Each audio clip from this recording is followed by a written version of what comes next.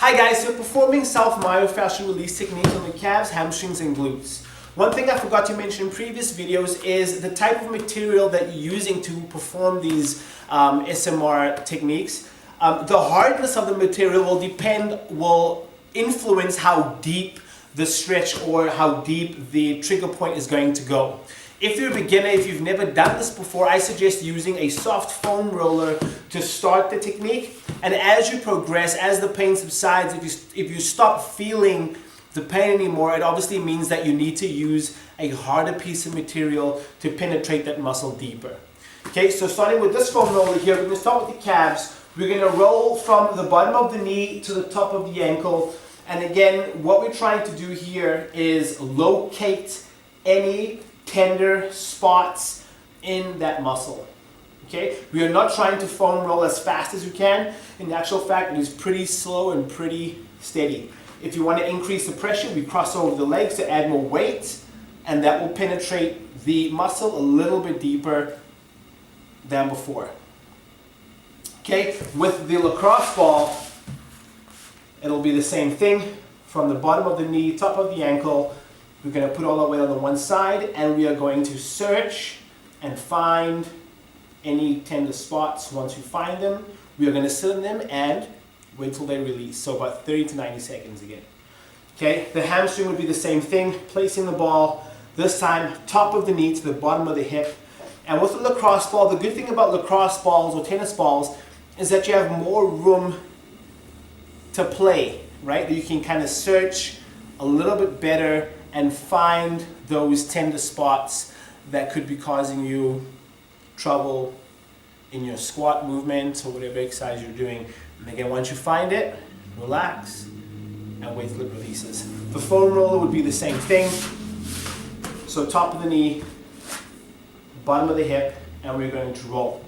So this, a two-legged roll will obviously be a more beginner style. If you want to improve or add more tension, you're going to cross over the legs and again roll over and find tender spots. Glutes are a little bit trickier, so you're actually going to sit on the foam roller, and this time you're going to go from the bottom of the glutes all the way to the bottom of the lower back, and you're going to kind of tuck the pelvis in, and you're trying to, again, the same thing as before, find any tender spots.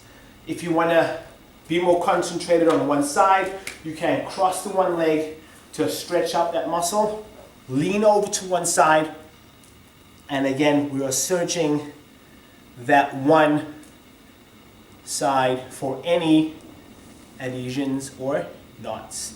Okay? Lacrosse ball is exactly the same.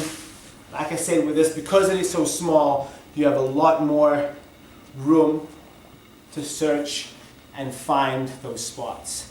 It is sore. It's not a fun thing to do, that's for sure. Stay within your comfort level, so it shouldn't be super painful that you kind of pass out. Stay within your comfort level, and if a lacrosse ball is too much, back off and go onto a tennis ball. That has a little bit more give and will not penetrate the muscle as deep as lacrosse ball, but it's a good place to start. So once you get used to that, move on to something a little bit harder. All right, guys? So those particular body parts that we covered today, the pec minor, calf, hamstring, and glutes, are a great place to start. There are various other body parts that you could do: shoulders, biceps, triceps, quads, your shin or tibialis anterior is a good one to do as well, your feet. But if you have any kind of movement dysfunctions or impairments, I urge you to email me at info@sntraining.ca and let me know what you're having trouble with, and hopefully we can work together to rectify those issues.